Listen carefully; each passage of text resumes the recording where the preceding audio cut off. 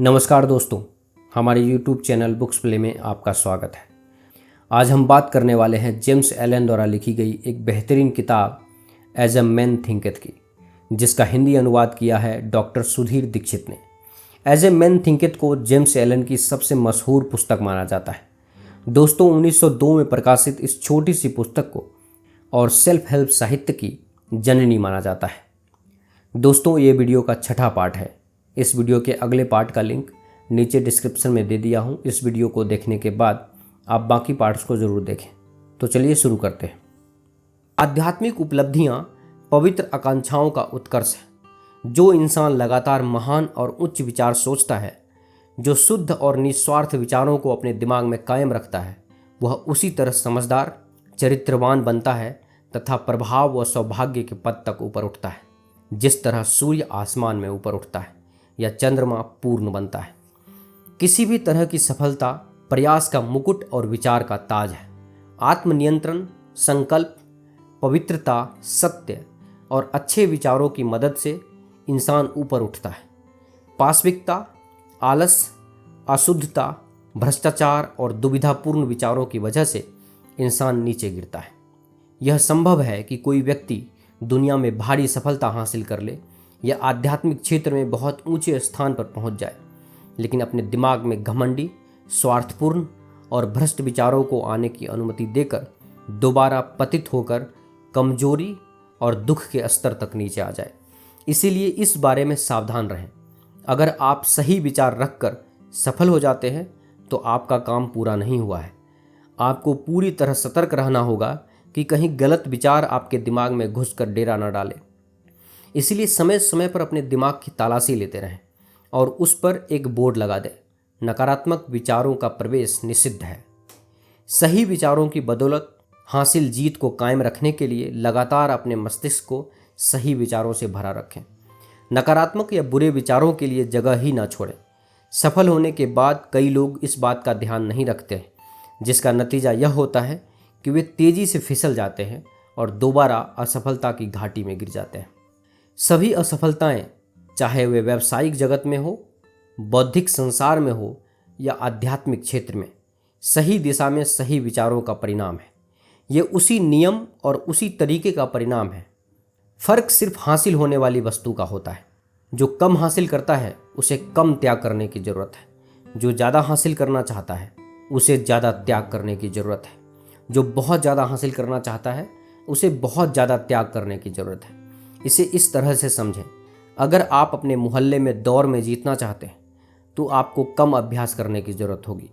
अगर आप अपने शहर में दौड़ में जीतना चाहते हैं तो आपको काफ़ी अभ्यास करने की ज़रूरत होगी। और अगर आप ओलंपिक की दौड़ में जीतना चाहते हैं तो आपको हर समय अभ्यास करने की ज़रूरत होगी और बाकी हर चीज़ का त्याग करने की ज़रूरत होगी।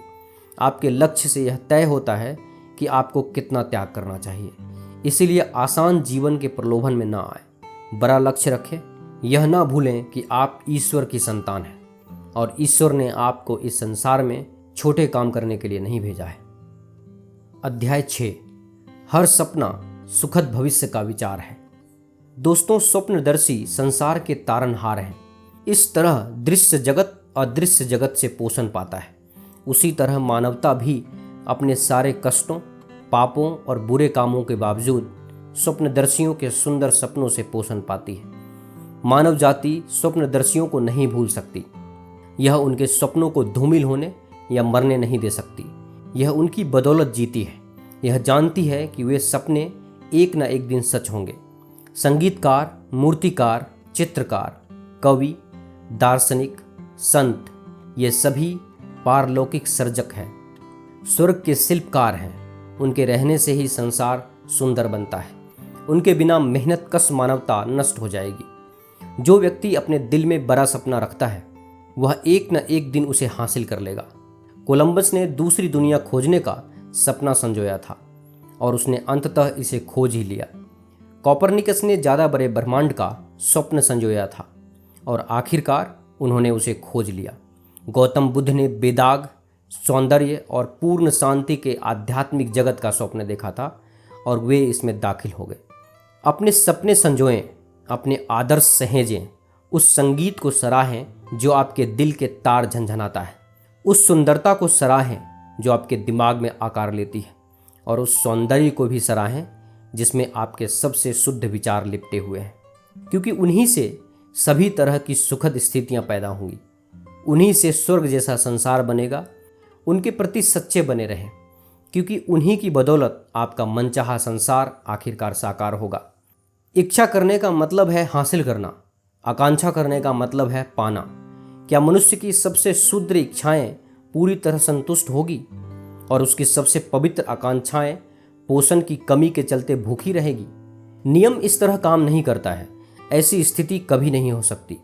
बाइबल का नियम याद रखें, मांगें और पाएं। सपना देखने का मतलब है आप मांग रहे हैं। बार बार सपना देखने का मतलब है कि आप शिद्दत से मांग रहे हैं। लगातार सपना देखने का मतलब है कि आप उस चीज़ को 100% शिद्दत से मांग रहे हैं और आप खुद को उस पर केंद्रित कर चुके हैं।